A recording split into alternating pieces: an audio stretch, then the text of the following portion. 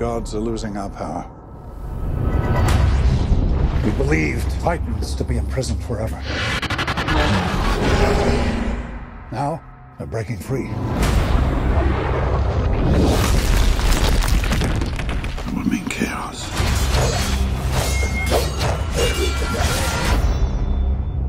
The end of the world. What am I meant to do? Velkommen til Filmz TV. I denne uge er der blandt andet biografpremiere på den grandiose eventyrfilm Wrath of the Titans, fortsættelsen til forrige års Clash of the Titans, hvor i Sam Worthington atter slås med den græske mytologis onde guder og dæmoner. Som det eneste danske medie var Filmz TV i London for at møde Worthington, samt skuespilleren Toby Kebbell og instruktøren Liebesman. As you research it, what's so incredible about Greek mythology is the relationships between the characters and the archetypes of different characters are so relevant today. It's, you know, all Greek mythology is about dysfunctional families and screwed up relationships between fathers and brothers and sons and all that stuff, which are things and themes in our lives and in movies of any genre. So Greek mythology became pretty fascinating. Coming on to Wrath of the Titans, how did you feel that you wanted your film to differ from the first one? When I saw it, I was very impressed. Louis, the director, who's a friend of mine, did such a great job with the spectacle and the scope. Thought that was amazing. And what I wanted to do with the second one was maybe dig deeper into the relationships between the characters, and also stylistically maybe make it a little grittier and try and make it as photoreal as possible, because even though the 2 years have passed, I think the technology has gotten even better to make more photorealistic creatures. And both you and Louis obviously are foreigners in Hollywood. Do you think that gives you a different edge or gives the movie a different ingredient? I think I know Louis well. We grew up on the same movies. We grew up on like big Hollywood productions, so that's the type of movies we would watch. And I think as an international person, when you come into Hollywood and you want to make these types of films, I was very influenced by Braveheart, Lord of the Rings, just incredible movies. So it was such an opportunity to even be involved with something like this. Oh, Your Majesty! Ah, so good to see you. This is Agenor. He's a liar and a thief. I know it didn't work out between us, but please, do try and get over it. I filmen spiller den 29-årige Toby Kebbell den noget gakkede halvgud Agenor. Kebbell er ved at blive et velrenommeret navn i filmbranchen, især takket være mindeværdige præstationer i fantastiske low-budget film som Control og Dead Man's Shoes, og senest i større film som Steven Spielbergs War Horse og Guy Ritchies Rock'n'Roller. Your new boyfriend is clearly insane. I'm your cousin, Agenor. I'm the son of Zeus, half god. I'm abandoned just like you. If my father sent you, I want nothing to do with you. Looking at your career, your career has really shot into the stratosphere recently with movies like War Horse and with big directors, and now Wrath of the Titans as well, and Rock'n'Roller, obviously. What do you attribute this sudden rush of fame?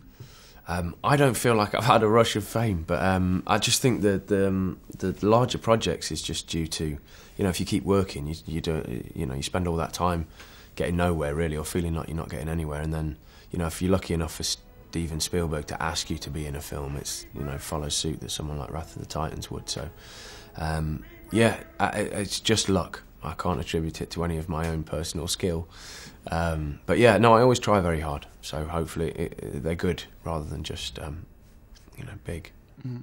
But like doing small British independent movies and then coming to a movie like this, does it feel weird standing on a ship pretending that your hand is on fire with this flaming spear and then dodging thin air and acting at green stuff? Yeah, it does. It feels weird, but it's no more weird than, you know, hanging out with, you know, a young cousin or niece or younger sibling, you know, and pretending that dragons are real, you know, and that's all you're really doing. You're just sort of trying to use your imagination. And I heard some other actors that are far more experienced than I am saying it was very difficult.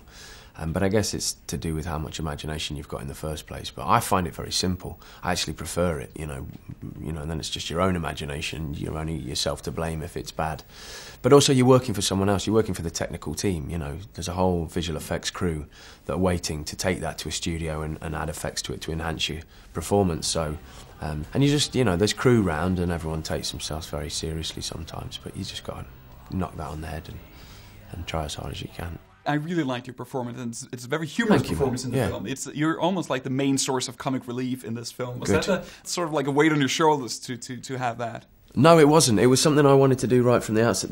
In the script, he was more of an annoying character. You know, he was more sort of a bit like Jar Jar Binks, you know what I mean? He was one of those kinds of deals. And I said, man, you know, he's got to be a rounded character in order to support. You know, as a supporting actor, what your job is to do is to reflect that light onto your lead. And if you've not got a solid, rounded character, you don't get to do that. You know, so the selfish nature of trying to make my character better actually was intended to help enhance Sam, and I think it does that. And he was a great help for me in that whole process. Til slut taler vi med Sam Worthington, den efterhånden 35-årige australier, som nærmest gik fra at være et fuldkommen ukendt stjernefrø til en af verdens allerstørste filmstjerner i kølvandet på James Camerons Avatar. Nu er han tilbage i rollen som halvguden Perseus, der atter får til opgave at redde planeten fra underverdenens uhyre. Well, Sam, I remember reading an interview with you where you said that one of the reasons you were really psyched about doing a sequel to Clash of the Titans was that you wanted to improve on your performance in the first film. What was it that you felt that needed improvement, and do you think you've succeeded?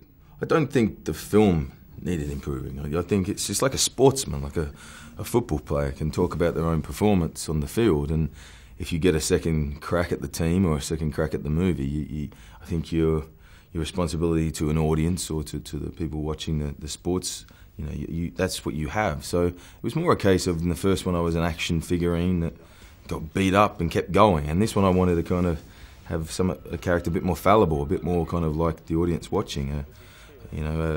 He's a father in this, so there was different aspects of my personality that came out because of that, and hopefully you create a hero or a main character that we kind of want to go on this journey with. We're compelled to go on this journey with. I think the first one I kind of pushed the audience away because he had a shaved head and was bombastic and was arrogant.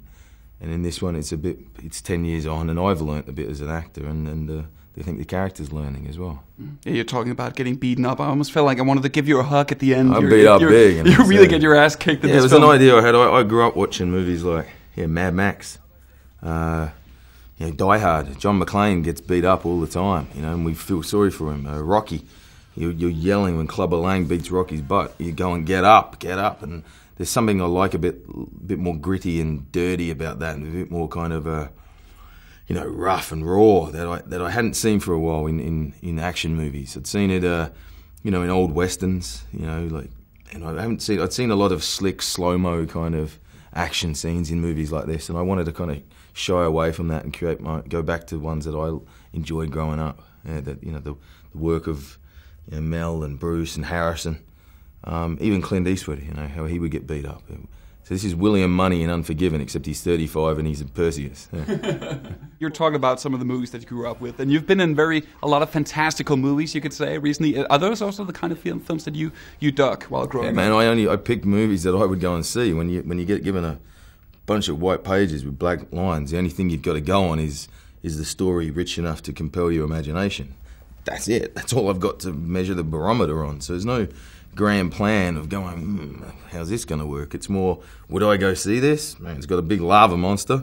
It's got a guy fighting a chimera, and it's about fathers and sons and brothers. And yeah, that's interesting. Yeah. You're not sitting there reading it going, the budget's this, or the amount of cinema screens it's going to be on is this. You're sitting there going, is this a rich story? Is this a compelling character? What can I do with this? And then it goes down the line to the directors, the actors, and then the whole kind of amalgamation. But I never think on scale or scope. There was a quote that stuck to my mind recently when I read an interview with Dolph Lundgren, who's obviously another action star. Yeah. But he said that he... Dolph's great in Expendables. Yeah, he was. Yeah. He's a cool guy. He was the best thing in it. But he said that he was always said he became a movie star before becoming an actor. Now, of course, you've acted a lot before Avatar, in a lot of great movies also in Australia and so forth. But it hasn't been difficult kickstarting your Hollywood career by being thrust into the limelight in the biggest movie of all time, having everyone monitoring your every move while you're still sort of honing your craft, I guess. It can do. I think there's, I've got mates that have been doing massive movies who hadn't done the amount that I'd done in my own country. That sort of gave me the confidence, and then so I don't mind still. I always say I'm an infant, still learning. But if you're thrust into it and you don't have your feet steady on the ground, I think it could be very hard, and you could be battered out of this industry quite early. So you've got to surround yourself with material or other actors that you're always honing and taking chances with your material, but they're giving you a support and a kind of, when you surround yourself with like Mads, you know what I mean? There's a difference kind of then surrounding yourself with some other youngster who's coming up with you. You learn a lot. It gives you some kind of credibility almost, and grounds you a lot more. So I think that I've just surrounded myself with who I consider the best. Be it Mads, Jesper, Liam Neeson, Ray Fiennes. And within that safety net, I can still explore and grow. Som sagt har Wrath of the Titans biografpremiere i denne uge, og du kan læse anmeldelsen på Filmz, eller se den i Filmz TV i biffen, som ryger online i weekenden. På gensyn. Husk, at du kan finde alle vores tidligere Filmz TV-udsendelser på Filmz under Filmz TV-fanebladet, og også på videovideo.dk, i iTunes og via vores gratis video-app.